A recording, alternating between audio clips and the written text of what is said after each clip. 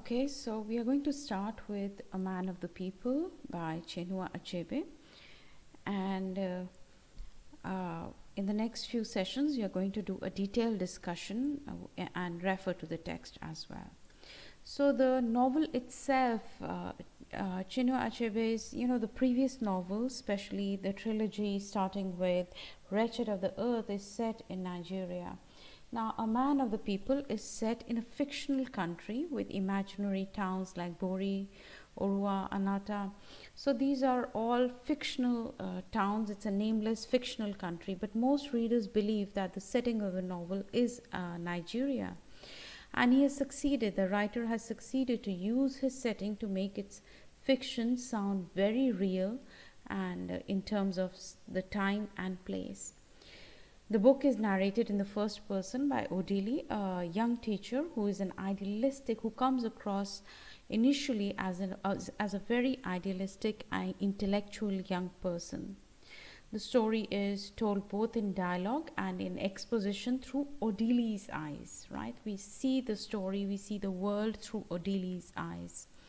By using Odyly's point of view, that is a first person narrative, Achebe is able to take the reader along on Odyly's journey of learning the full extent of corruption in his country. The writer is able to show Odyly's blind spots and weaknesses also. So we see, not only do we see the world and the world and corruption and hypocrisies of the political world in which Odily lives through Odyly's eyes, but we also see Odyly's character. So the writer succeeds in bringing out the flaws of Odyly's character, his pride, his a kind of smug pride that we have. So in description of Odily, we see that smugness, that pride that is there. So like Odily, the reader, it seems at first, is hopeful for the country that it will change, that it has just got independence and it is it's on the march towards a future of development, but it slowly becomes clear that there is corruption at the highest places. People are seeking self-interest. The leaders, the politicians are seeking self-interest, disregarding the national interest. And also the people, right? The people of this country, the will of the people is not strong enough. They are not really fighting the greed of the leaders. They're cynical. They have been so used to exploitation during the colonial regime, during the white man's regime, that they kind of take it as a part of life. They stoically accept exploitation at the hands of powerful as a part of life. So the main character is, of course, as I said, Odily Samalu. He's a young teacher, a very idealistic teacher. He belongs to a big family. His father was a district interpreter. And therefore by his knowledge of English and being a go-between between the local village community and the authorities, his father had some kind of an importance in the local community, but as he retired, that importance has faded away. Yet Odily is proud because he has studied, he's gone on to study further than anyone else in his family or community, and he's proud of that because he's got all that through scholarships, right? He does not really depend on his father's support. So there is a certain kind of pride that we see in Odily. The other significant character is Chief Nanga. He is in the beginning of the novel, he's called the most approachable politician, and the writer Achebe uses him. He's a way to present the political system. He's kind of, in his figure we see the political system of African post-colonial setup, African post-colonial countries.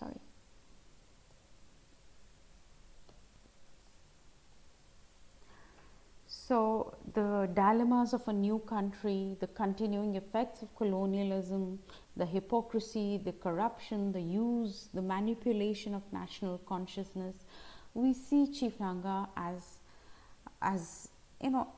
everything that is wrong, or everything that has kind of the way things have been in a post-colonial, after independence, the way things have been in a post-colonial setup, the degradation or deterioration it has fallen into in the post-colonial setup.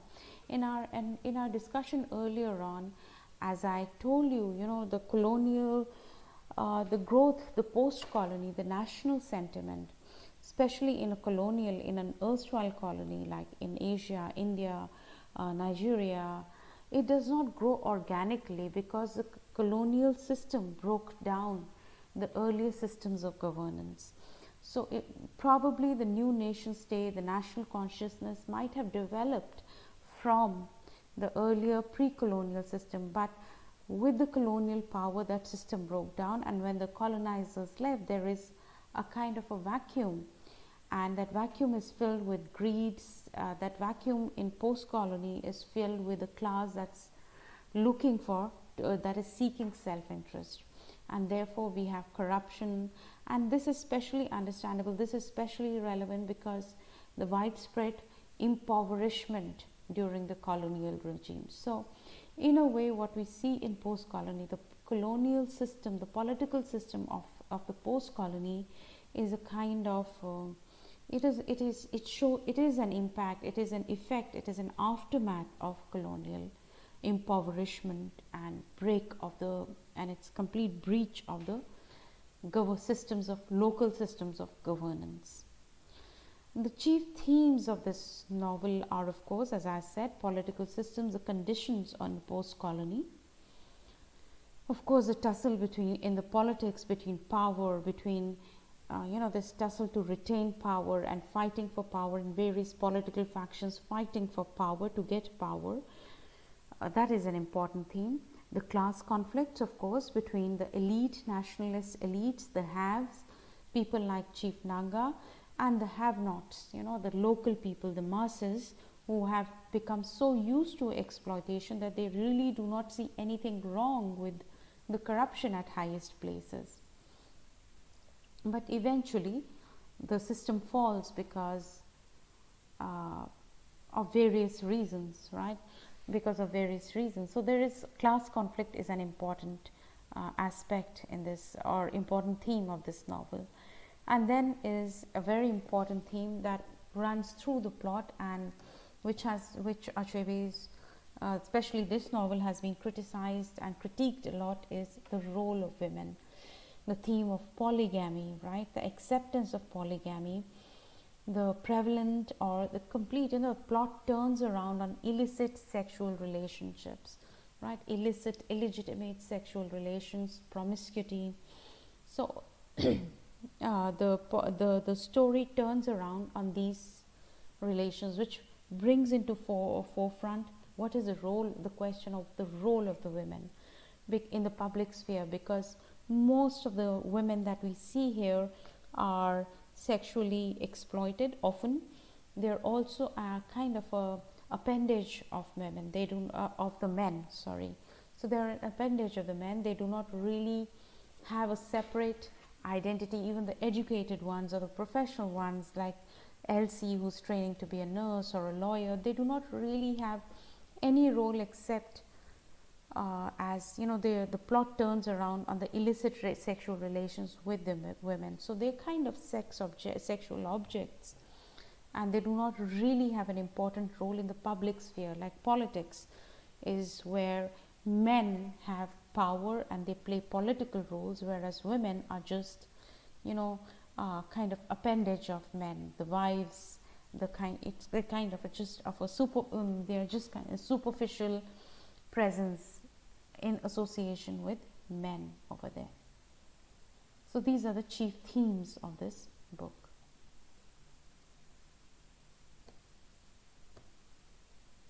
Now I have divided the novel into 3 parts, starting with the beginning, which is roughly the first 5 chapters, where we just see it's kind of an exposition. The scene is being set for the conflict to come. The conflict is latent. We see the tension between Odily and Chief Nanga right from the start, but the real conflict comes after chapter 5. Till now we are seeing the world, we are getting used to the world that Achebe is presenting to us. So the first 5 chapters, the beginning, and then we come to the middle where when Odily is spending time in Bori, and the last part is his political campaign once he returns to Anata and goes through various places campaigning against Chief Nanga.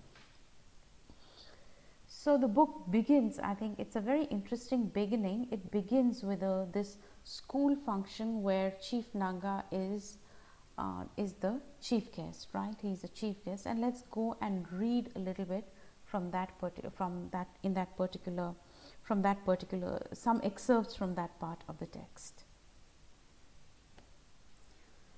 So as I said, it starts with a school function where Chief Nanga, the Honorable Chief Nanga, is supposed to be the chief guest, and another grammar school where Odily teaches, and the principal or the headmaster of the school has organized a function to welcome Chief Nanga, and as a part of that function the teachers also have to line up to meet Chief Nanga, and this is something that Odily greatly resents, right? He greatly resents that and does not really want to be in this gathering. So here it is, I think on the second page, as I stood in one corner of that vast tumult waiting for the arrival of the minister, and the minister is Chief Nanga. So for the arrival of the minister, I felt intense bitterness welling up in my mouth. So it's not just boredom or dislike, there is a kind of intense bitterness. So even before they meet, or even before the story starts, we know that Odily's reaction towards the minister is pretty strong, right? And it is negative. So intense bitterness welling up in my mouth. Here were silly, ignorant villagers dancing themselves lame and waiting to blow off their gunpowder in honor of one of those who had started the country off down the slopes of inflation. Right? He holds people like Chief Nanga, leaders like Chief Nanga, responsible for the economic deterioration or the economic condition of the country, and he is cynical about these villagers. He calls them silly and ignorant, and which shows that Odily thinks that he's better than them, and he can see more, he knows better. Right? So I wished for a miracle, for a voice of thunder to hush this ridiculous festival and tell the poor contemptible people one or two truths. Right? Again, his attitude towards people, poor and contemptible people, right? As if, and they do not know the truths. That's what he assumes. But of course, it would be useless. They were not only ignorant, but cynical, right? They are not only, it's not just that these people do not know that politicians like Chief Nanga are responsible for the economic state of the country, but they have grown cynical, right? They have grown cynical. They do not really care, and they assume that people, whosoever is in the power is going to abuse power. They have grown cynical. Tell them that this man had used his position to enrich himself. This man is Chief Nanga, and if he were to tell people that Chief Nanga had used his position as a minister to enrich himself, and they would ask you, as my father did, his father is a part of that, so his father is a part of that ridiculous, silly, ignorant people of the village. That's what Odily thinks. So they would ask you, as my father did, if you thought that a sensible man would spit out the juicy morsel of that good fortune placed in his mouth. Right? So it is a common sense that you do not spit out the juicy morsel that fortune, if the fortune is giving you something, you do not spit it out, you do not throw it back. So this is an interesting metaphor, and it is a very localized, it's a very African metaphor, and as this is a hallmark of Achebe's style in this novel. It is sprinkled with local African folk wisdom, right? And this is a very cynical kind of folk wisdom when applied to Chief Nanga, that if you are in the position of power and if good fortune is giving you riches, then you're not going to throw them back, right? And clearly Odily sees, in his idealistic sense, he sees that this is wrong, but the people are cynical. The people have grown so used to corruption that they just accept it with a kind of a cynical folk wisdom. And of course, he tells us that he does not always dislike Chief Nanga, did not always dislike Chief Nanga, and at one point of time, he was a student, he was a pupil. His Chief Nanga was a teacher, and Odily was his favorite pupil. So they have a past, they share a past, but something happened which turned his like into dislike. So what is that happened? What turned his like into dislike? And that turn, right, that dislike is a product of a political happening that Odily witnessed some years ago. Then in 1960, something disgraceful happened in the party, and I was completely disillusioned, right? He's disillusioned. So the party is POP, People's Organization Party, right? And Chief Nanga is a part of that party. So he had been following this party, the party that his teacher belonged to. And in 1960, something happened that left Odily disillusioned.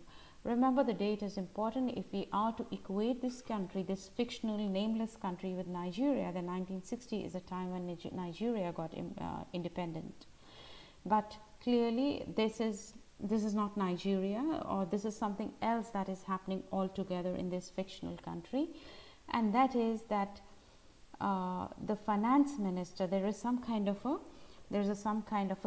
slump in the international coffee market, right? International coffee market, and one of the major exports of this country is coffee, and due to the slump in the coffee market, there is a kind of a political wrangling that happens in the cabinet.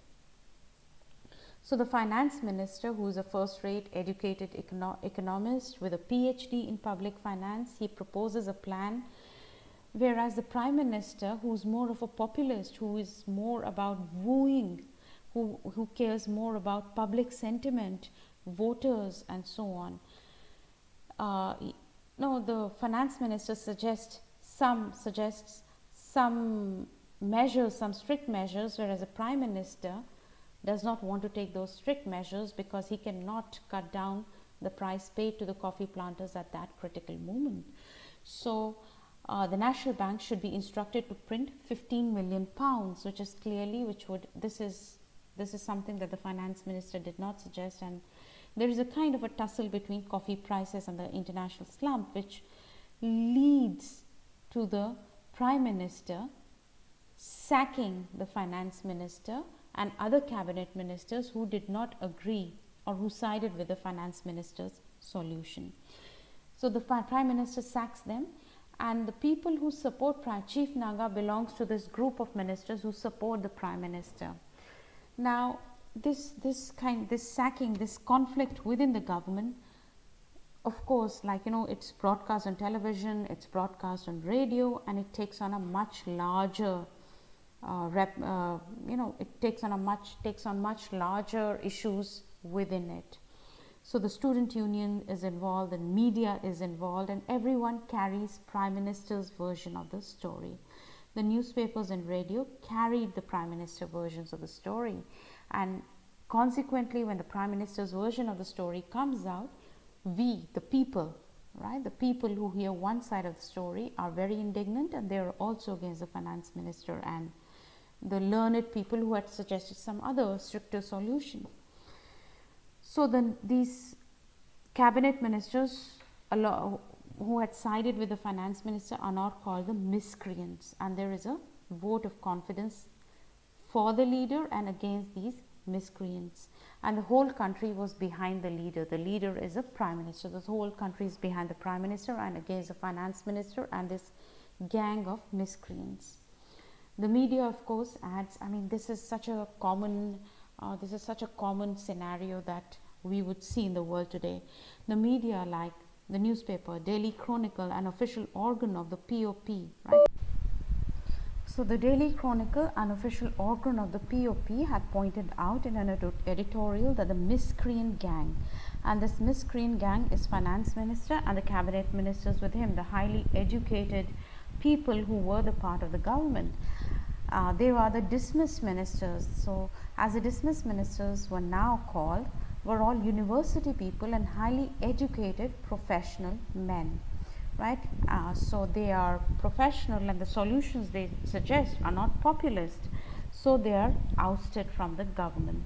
And what are the and this debate quickly takes on a very nationalistic undertone, right? It takes on a very nationalistic, patriotic, jingoistic overtone. So let us now and for all time extract. This is the editorial that goes. So Odily preserves the cutting of that editorial, and this is what the editorial says. Let us now and for all time extract from our body politic as dentist extracts a stinking tooth. Right? So these miscreant gangs, these educated ministers are called the stinking tooths, which need to be extracted as the dentist extracts the tooth. All those decadent stooges versed in textbook economics, right? These textbook economics, they do not know the real world. And think about it, we hear this all the time against educated public figures. Textbook economics, so stooges well versed in textbook economics and aping the white man's mannerisms and way of speaking. We are proud to be Africans. Our true leaders are not those intoxicated with their Oxford, Cambridge, and Harvard degrees, but those who speak the language of the people. Away with the damnable and expensive university education, which only alienates an African from this rich and ancient culture and puts him above his people. The cry was taken up on both the sides. So, in the name of nationalism, in the name of Africa, rich African ancient culture, education, right? Education is kind of dismissed as Western. Oxford, we don't need Oxford, Cambridge, and Harvard degrees. We need people who speak the language of the people. Now that is all well and good, but at the same time, the other side of the story is that we do not need educated people, but we need the people who appeal to the populist sentiment, as we see here. So we see how nationalism, national consciousness, how political consciousness is manipulated by the political setup in a post-colony, where people like the Prime Minister and Chief Nanga, who are a part of this gang, who are a part of this cohort of power, use nationalistic sentiments, use sentiments of African consciousness to discredit the educated ministers in the cabinet. And they also denounce education to woo popular sentiment. So we see how nationalism, this national sentiment or political consciousness is manipulated in the service of personal welfare. So national welfare is kind of, the thoughts of national welfare are suppressed in favor of personal welfare. And so when the Prime Minister, after dismissing this cabinet, he comes and makes this famous solemn declaration, and this Odily is remembering, right? From today we must watch and guard our hard-won freedom jealously. Never again must we trust our destiny and the destiny of Africa to the hybrid class of Western educated snobbish intellectuals who will not hesitate to sell their mothers for a mess of pottage. Chief Nanga pronounced a death sentence on these ministers at least twice more. So, a complete association of Western educated intellectual, an educated intellectual with the colonial era, right? Colonial exploitation, as if the people who are educated, in the Africans who are educated, are a kind of they come from, or they follow the tradition of the colonial exploitation. So the hybrid class, right? Black skin, white mask, hybrid class, Western educated, snobbish intellectual. We do not need these. We need Africans. But at the same time, this is all well and good. It sounds good words, but what is happening? Place it in the context of what has happened. this is all right, but what has happened is that the Prime Minister and Chief Nanga and these ministers have used this nationalist sentiment, have linked Western education with colonization and therefore manipulated it to serve their own self-interest, to retain power, to woo the public, and not take harsh measures which might have been helpful to the public. And the figure, I remember, Odily remembers the figure of Dr. Makinde, the ex-Minister of Finance, as he got up to speak, tall, calm, sorrowful and superior. I strained my ears to catch his voice. The entire house, including the Prime Minister, tried to shout him down.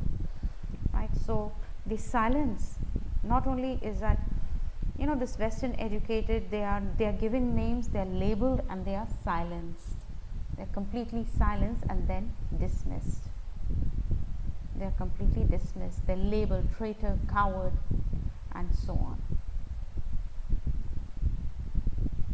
Makinde's reputation is destroyed. For instance, they made him say he was a brilliant economist whose reputation was universally acclaimed in Europe.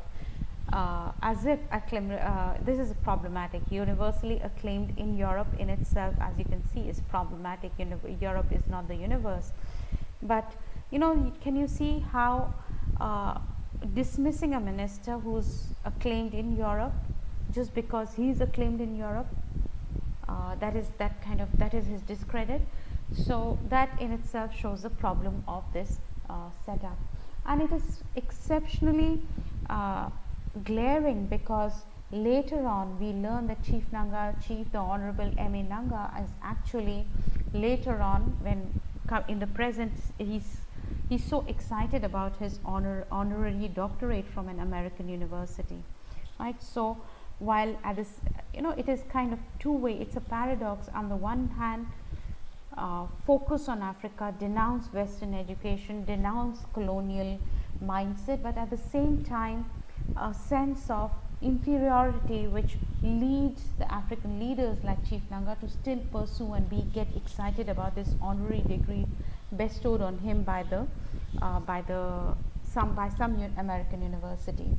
Also, you know, his own his own children, later on we learn Chief Nanga's own children go to an English speaking school, and they do not really know the language of the people. They do not really know the language of Africa. They speak in English, and his wife is not the does not cut the right figure for a minister's wife, because she is too bush. She comes from the backwaters. She does not speak English. So he wants to get married again to an educated English speaking wife. So we see the dilemma here, we see the paradox here, the two faces here. On the one hand, in the public sphere, Western education is denounced. It is something that alienates Africans from Africa, but at the same time, in personal life, Chief Nanga, the politicians, they still pursue that education.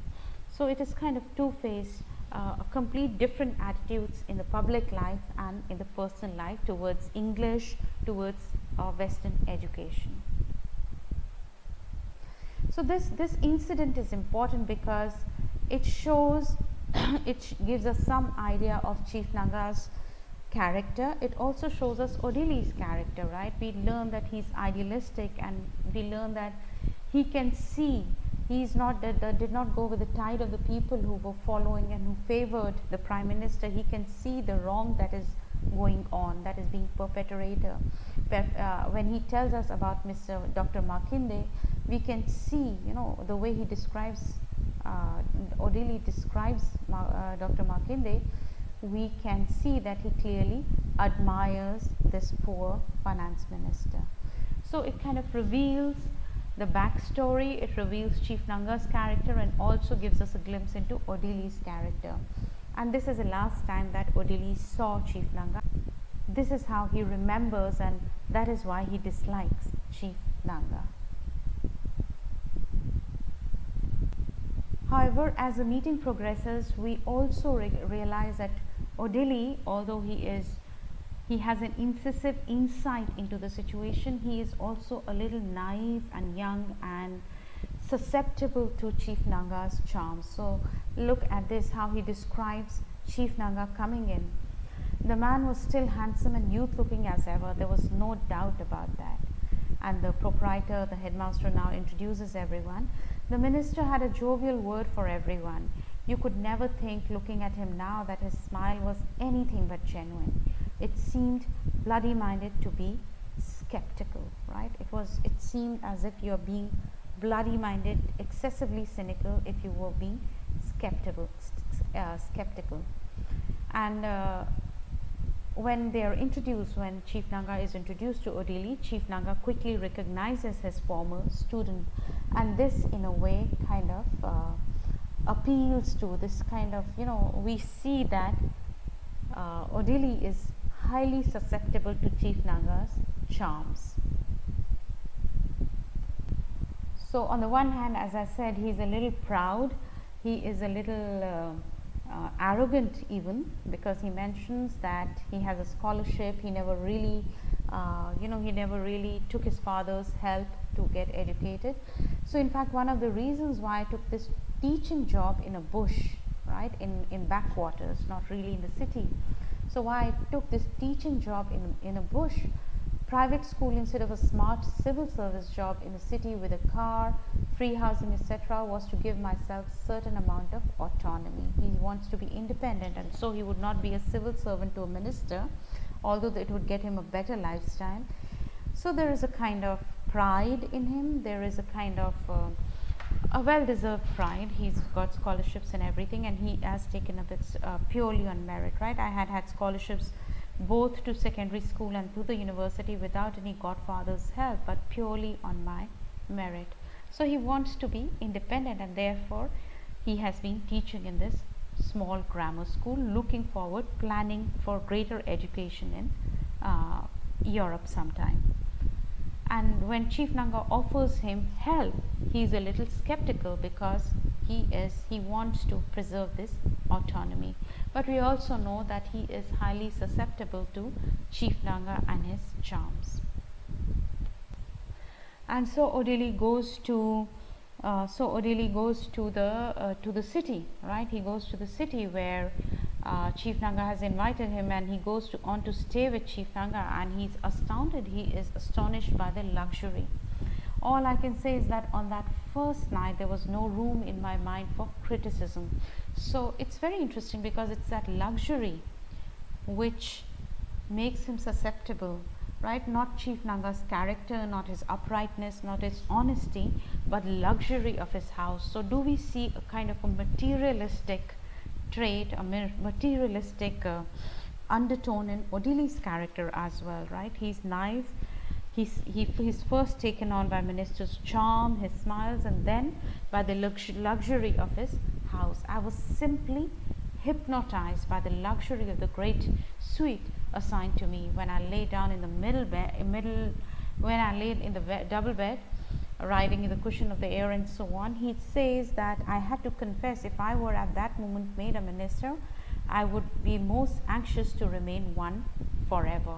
So if I had a house like this for being a minister, if I also had these luxuries, then I would want to be a minister forever, right? So he's kind of, we see that he might have been idealistic, he might have been honest, upright person, but there is a certain kind of materialistic, and there is almost here he kind of understands why Chief Nanga is greedy, why he's corrupt. It's almost a kind of empathy and understanding towards Chief Nanga and his corruption.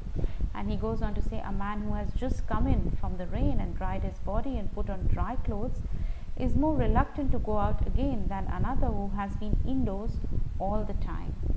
The trouble with our new nation, as I saw it then, lying on that bed, that luxurious bed, was that none of us had been indoors long enough to say to hell with it. We had all been in the rain together until yesterday, right? We had all been in the rain. We had all suffered poverty. We had all suffered hardships under the colonizers. Then a handful of us, that is the politicians, the elite, A handful of us, the smart and the lucky and hardly ever the best, had scrambled for the one shelter our former rulers left. So some lucky ones had filled up the vacuum left by the colonial rulers and had taken over and barricaded themselves in. And there is kind of understanding rather than condemnation of the politician. It seems as if he's developing an affinity towards Chief Nanga. So we see another facet of Odily's character. He's not really a flat character, he's a well-rounded character. So on the one hand there is idealism, navy, but there is also a kind of materialism. He also understands and has an affinity, shares an affinity with Chief Nanga and his greed for power. He almost understands that.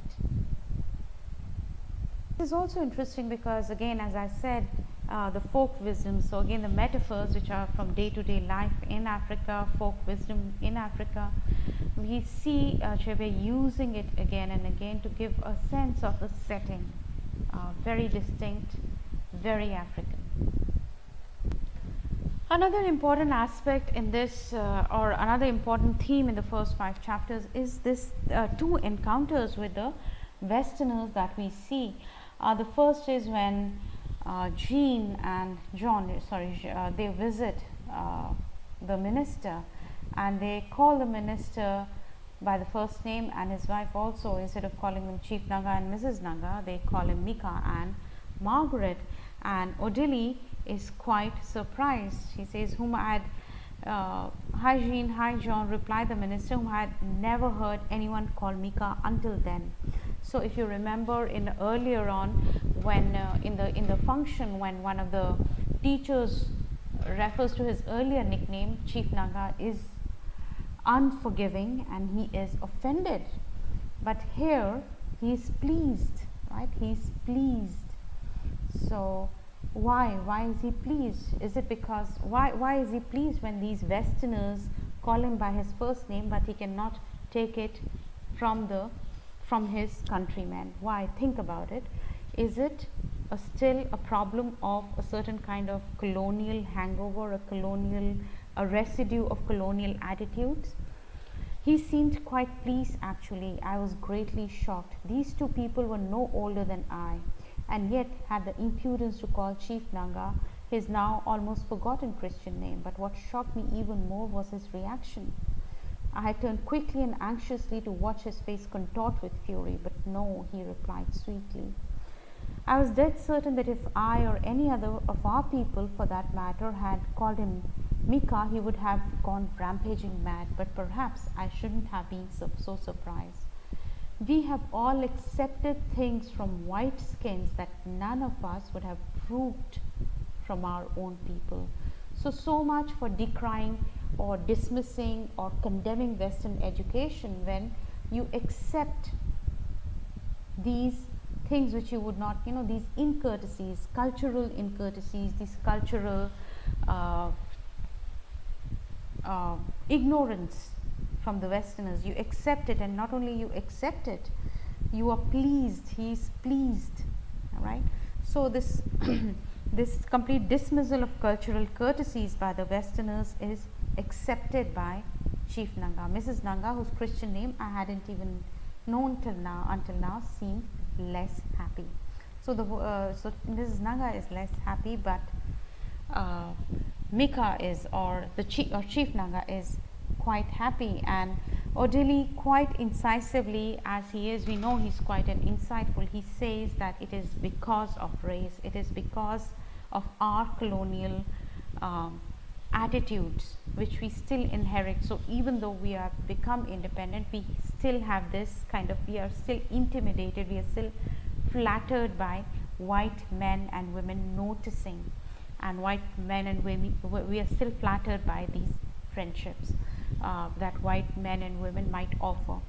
So Chief Nanga is no exception. So he might have gone rampaging mad if his own countrymen had called him by his name, but he takes it. We accept things from white skins that none of us would have proved from our own people. So later on we see greater encounters when Odily goes to Jean's house for dinner, and they have they have a one night stand kind of a thing. Over there, before the affair, the people are gathered together, and one of the men mentions they're discussing this statue, which they deem to be ugly,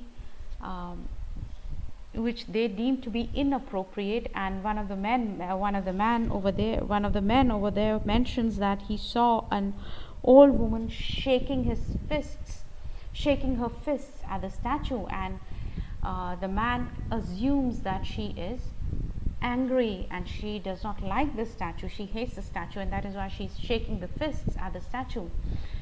Odily corrects him, saying that actually shaking the fist is a sign of appreciation in their culture, which kind of immediately makes him, which kind of immediately people turn to him as somebody who knows African culture. And the man who had been discussing this old woman shaking his fist is kind of silenced. But that whole incident shows a kind of cultural appropriation, where a Westerner, again a Western subject, sees an African subject doing something and appropriates and gives it meaning rather than trying to learn meaning. And throughout this scene, throughout this incident, throughout this dinner, and then later on when Jean is dancing, right, and she kinds of puts up an African dance, and Odily does not really like it because her movements are too exaggerated. And again, she is putting up what she thinks is an African dance without the subtleties, without understanding any kind of meaning. So it is just a very superficial cultural appropriation of Africa. Understanding Africa as ignorant, backward, poor, and therefore it has no voice, and it has to, the Westerner, the Western elite, the liberal Western elite, are going to give it a voice. So the Odily as an African subject does question it, questions. But it is interesting, when they go for a drive, Jean takes her to the most filthiest parts of the city, and Odily grows resentful later on. Let's read a little bit. So here is Odily after he corrects the man, about this woman shaking her fist. So he says, shaking the fist in our society is a sign of great honor and respect. It means that you attribute power to the person or object, which of course is quite true, and so on. And so he says, and if I may digress a little, I have since this incident come up against another critic who committed a crime in my view, because he transferred to an alien culture the same meanings and interpretation of his own people, that his own people attached to certain gestures and facial meaning expressions. So this is what I was talking in terms of cultural appropriation. And as I said, it wins great favor for Odily in the gathering. The white American couple, especially the wife, practically hung on my every word. Right? He becomes important in the gathering. Of course, then the African African American, the black American writer mentions this incident where a white American came up to him, sought his views on Peace Corps, and later on, I could see that other man was promptly excusing himself, searching other tables for authentic Africans. Right? The American was looking, and the American asks him. He does not know that he's a fellow American, right? An African American. And once he realizes, he leaves, because he's not looking for African Americans. He's looking for authentic Africans. So we see how flat or how superficial this liberal Western attitude towards Africa is in this dinner meeting, and especially later on in the figure of Jean. And of course, here is a highlight, the dance that she puts up for Odily. I must say she had learned to do the high life well, except like many other foreign enthusiasts of African rhythm, she tended to overdo the waist wiggle and so on. And he says that Jean probably saw it in America, But whatever the case, her present efforts, though pleasing and suitable in the circumstances, was by no means good high life, which in essence might carry the same message, but not in this heavy, unsubtle, altogether unsophisticated way. So, appropriating, this is Africa, authentic African dancing, which she has learned, which clearly Odily recognizes is a very superficial understanding of Africa. And later on, after they spend the night together, they go around driving in the city, and she goes to the most filthiest parts of the city. They drive through the filthiest parts of the city, and she compares Africa to various cities that she has been. And this kind of offends, and Odily gets angry and kind of snaps at her, because this is not France, when she compares it to France. Because this is not France, as said with peevish defiance. She obviously thought I was being sarcastic and laughed again. But what I had said was another way of telling her to go to hell. Now I guess I knew why she took so much delight in driving through our slums. She must have taken hundreds of photographs already to send home to her relations, and to come to think of it, would she, lover of Africa that she was, would be found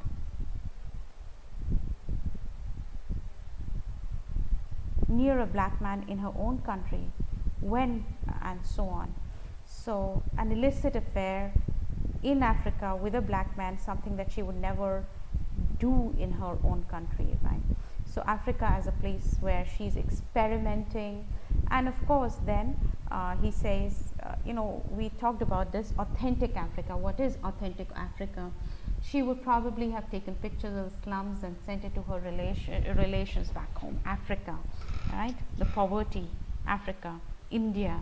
So those kind of images to find out, labeling something as Africa, India, without, with a very superficial understanding of the culture of the and pretending to have a liberal, open-minded attitude. So on the one hand, we see this very superficial, liberal, open-minded Western elite. On the other side, we also see a very neo-colonial Western setup, which continues the colonial exploitation of Africa. For instance, the company that